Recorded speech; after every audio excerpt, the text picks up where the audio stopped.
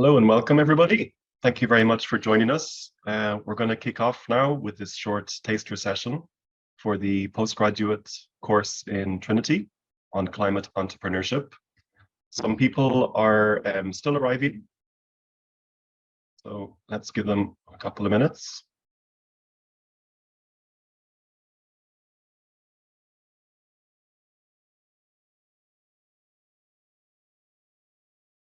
First of all, can you see and hear me okay? Picture on my audio, all right. Give me a thumbs up if you can hear and see me okay. We are recording the session, so please keep your microphones muted. There will be chances to speak to each other and for a general Q&A at the end. Great, thank you.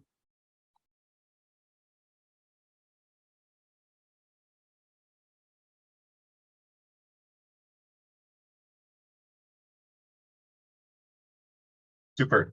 Okay, so let's get started. As I just mentioned, this is a short taster session for the postgraduate certificate in climate entrepreneurship, which is offered by Tangent, that's Trinity College's Ideas Workspace.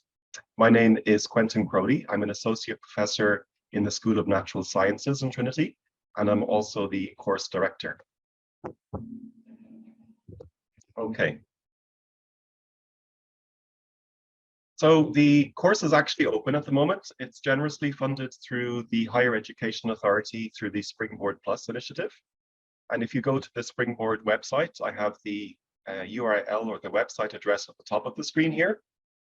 It's Springboard Courses, all one word.ie. You'll see details of the course there. It's a part-time course. It's postgraduate, as I mentioned. It's level 9 and NFQ level. The delivery method is blended, so some sessions are online, some are in person. It's worth 30 credits in total. These are ECTS. The application deadline is the 8th of August. If you're interested in making an application, I suggest you get your applications in early. The start date of the course is the 23rd of the 9th, so 23rd of September. And the end date of the course is the 21st of the 3rd, so 21st of March next year. Okay, I see some people are still arriving now, so if you've just arrived, you're very welcome.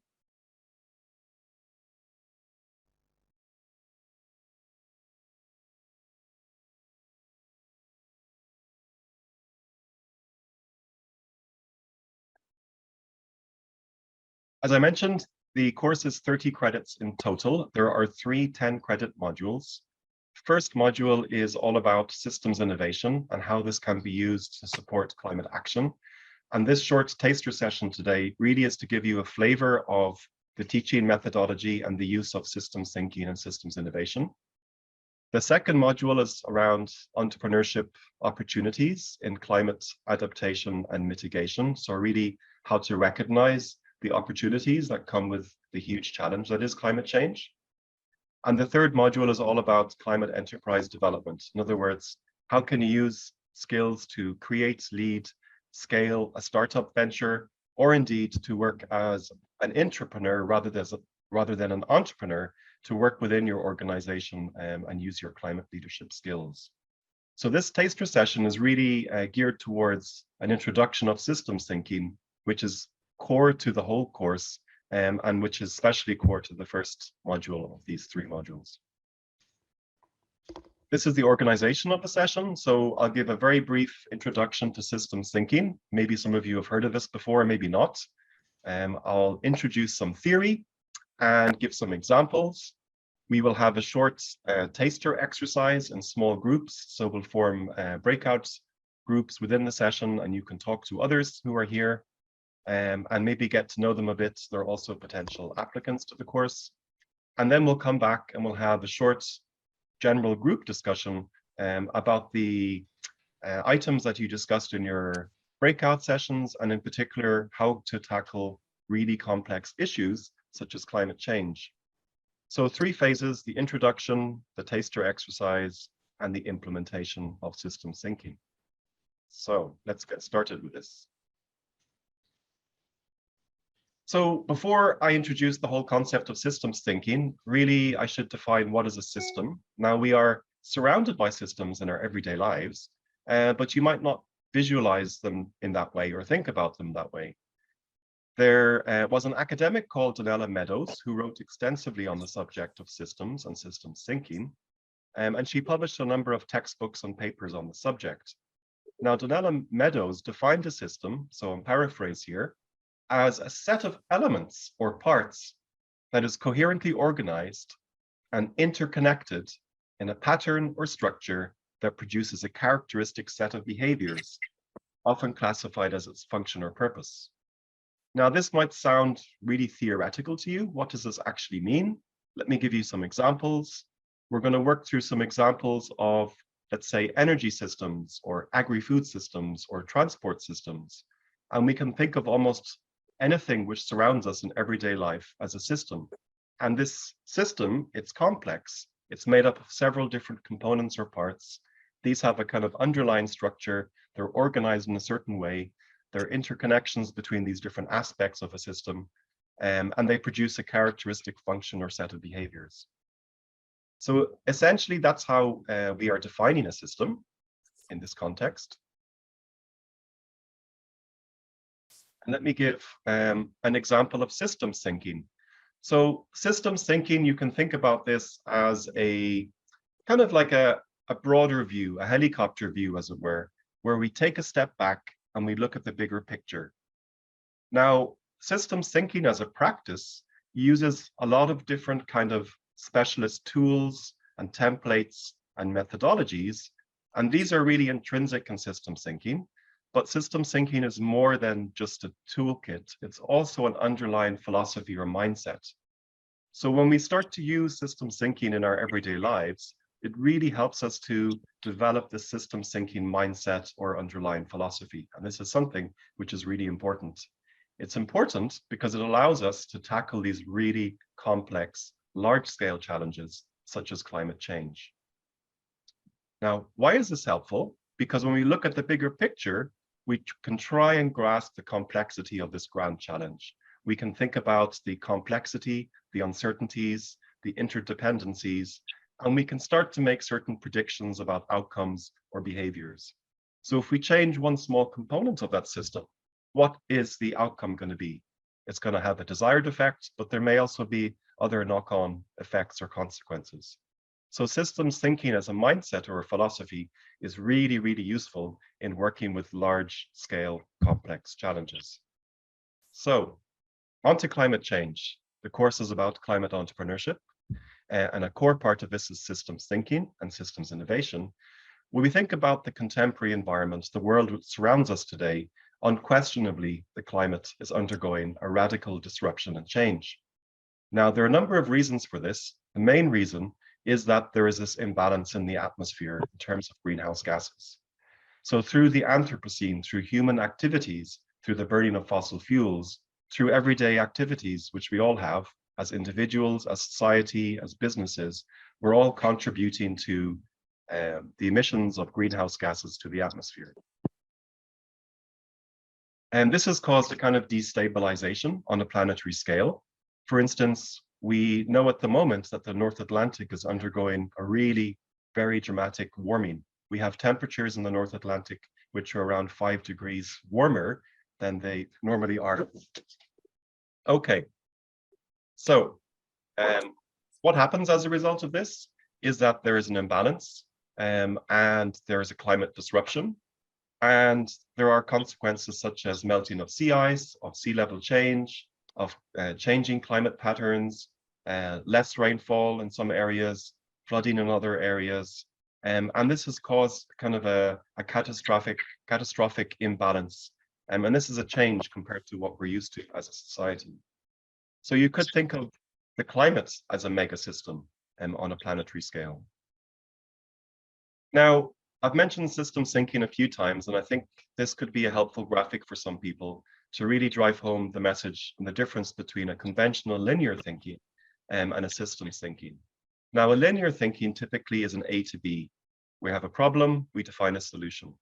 In systems thinking, we have a series of different elements which are interconnected in a complex way, and we look at the nature of the relationship between these different elements. Sometimes, for instance, if we burn more fossil fuels. Okay. Hi, everybody. If you could make sure your microphones are muted, please, that would be great. Thank you. If we burn more fossil fuels, we pump more greenhouse gases into the atmosphere. So in this case, one increases and the other increases. If, for instance, we plant more trees, these will draw down CO2 from the atmosphere. So we increase one and the other one decreases. And this is what these positive and negative symbols in the diagram on the right represent. So you can see there's a fundamental difference between a linear thinking and a systems thinking. Let me try and bring this home and give you an example, in this case, waste management. So if we use a linear thinking philosophy or approach, we have a problem to solution. In this case, the problem is we have some waste. The solution we might think of is we put this in the bin. Now, very quickly, you can realize that this linear approach to problem solving can lead to other problems. So we pick up rubbish from the street, we put it in the bin. What happens when the bins are full? You might think, okay, following this logical linear thinking approach, we empty all the bins, we put the contents into landfill, and we end up with this. So you can see that linear problem solution type methodologies and mindsets can and often do lead to other knock-on problems. And this is one of the drawbacks of a conventional way, linear thinking. When we adopt a systems thinking, it allows us to stand back and look at the complexity of the whole system. Rather than thinking about challenges, we can start to think about, rather than thinking about problems, we can think about challenges. So rather than the problem of the bin is full or the landfill site is full, the overall challenge is that as a society, we generate a lot of waste. We can ask questions about this. Why do we produce so much waste? We can ask questions such as what might be needed to change the situation. So what supports can actually lower the amount of waste we produce. Maybe we need to change people's perceptions about waste or perceptions about land use. Maybe we need to introduce policy changes such as a waste management policy or even a circular economy policy where we produce less waste in the first place. Maybe we can design changes. So we can have multi-use design as opposed to single-use design. Or maybe we can change the ownership of things like cars or washing machines or white goods. So we never actually really own them, but we return them to the manufacturers for upgrade. So you can see that when we adopt a systems thinking mindset and we ask these kinds of questions and we analyze the complexity and we look at the overall challenge, it really enables us to make changes which can dramatically change that system. So rather than thinking of emptying the bin or how to avoid filling up landfill sites, or maybe digging more holes and digging more landfill sites, we can adopt a different mindset which would help us avoid waste in the first place. So what I have in mind now is a small group exercise. I'm going to form some breakout groups, small breakout groups, and I have a question for you. Within your group, pick a system that's relevant to you. I've given some examples here. You can choose these or you can choose other ones. So for instance, energy system or a transport system or agri-food or whatever else comes to mind. So the first task is within your group, take a minute or so and decide on a system that's relevant to you. And then secondly, I would like you to think about and identify a grand challenge. Not a problem, but a challenge within your system of choice. So a few hints and tips. Don't focus on the minutiae of the problems. Try and take a step back and think of the bigger picture. And lastly, don't try and develop solutions to these challenges. Just think about defining the overall challenge that you see within your given system. So let me stop sharing my screen now. And I'm going to form some breakout groups. So just give me 1 minute here.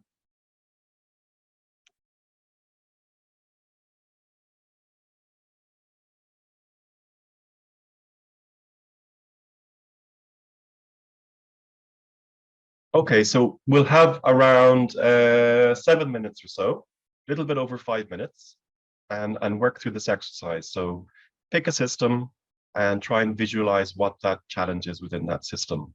And we come back to the main space we're going to have a short talk about what you discussed and pick out a few points.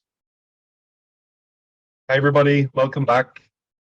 People are just reconnecting to the main space. So how did you get on? How did you find that exercise? I know we had only a very short period of time to tackle something quite big. Really, the task was to focus on, well, to pick a system, first of all, and then to focus on what you consider a grand challenge, like a really big challenge within that. So if there's anybody from any of the groups, we had 9 separate groups, so we can't have everybody speak, but if we have 1 or 2 representative groups, if anybody feels brave enough to say a few words, give us a summary. I'm happy to say something. That's okay. Thanks, Deirdre. Yes, brilliant. Yeah, it was myself and Mary Morrissey there. There was just the 2 of us. There was somebody else, but they didn't appear. So basically, we picked the agri-food system. Very good. Because that's of interest to me. And Mary might have preferred energy or transport, because that's more her line of work, but we picked the agri-food. And how would one move it towards a less animal-based agricultural system and towards a more plant-based system, because that's the area that I'm in, that type of hospitality. And we came up with the fact that there would be cultural and economic issues, and then we would need a cost-benefit analysis to know about the cost of doing that and what benefits would it actually yield in the short, medium, and long terms. So yes, we didn't go too deep into it, but we realized that it would be a huge challenge to shift Absolutely. Ireland. Yeah, thanks, Deirdre. That's a great summary. And it's a very complex thing. And for Ireland, for agri-food systems, or even bigger than that, land use agri-food systems, we know that around 38% of our greenhouse gas emissions in the country come from land use related to agriculture. So if we're to pick one thing which could really make a dramatic change in terms of the country's greenhouse gas emissions, I think agri-food systems is a really, really good place to start, but it's also extremely complex. So we will work through some examples within the course, specifically dealing with agri-food systems from different perspectives, different guest contributors, and it's a theme which we find is really popular in terms of assignments. So we're quite short on time. What I'm going to do, I'm going to share a few slides again. Just give me 1 second here. I want to stick to my word and try and keep this at 30 minutes, because I know some people will be on a lunch break. So I appreciate that.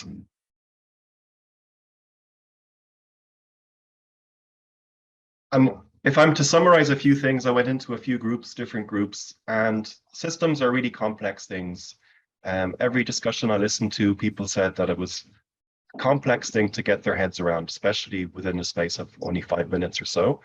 But really, when we start to embed a way of visualizing and thinking about systems, it can really help us analyze the complexity of a challenge, particularly something related to climate change. Now, from a very, very kind of simplistic point of view, we can reduce emissions, we can have a positive impact on climate, on environment, on biodiversity, by focusing on a few key things, regardless of the sector, regardless of the system. For instance, if we focus on reduction of resource depletion, what we extract from the earth, if we reduce the amount of waste we produce, and if we instill or change behaviors which enable the above, then these are going to have a really positive impact across multiple sectors or multiple systems. Now, I say this because it's possible to have a successful business, whether it's profit making or a social enterprise or whatever it may be, which can really do a lot to help climate, but also be a successful business in its own right. So I do not see these things as mutually exclusive. Now I'll finish out by saying you can find more information about the postgrad course in climate entrepreneurship on the Tangent website. So the website address is at the bottom. It's www.tcd.ie/tangent. So you can download a course brochure there, and you can sign up for the next information session, which is going to be on the 1st of August, and you can register to receive additional information.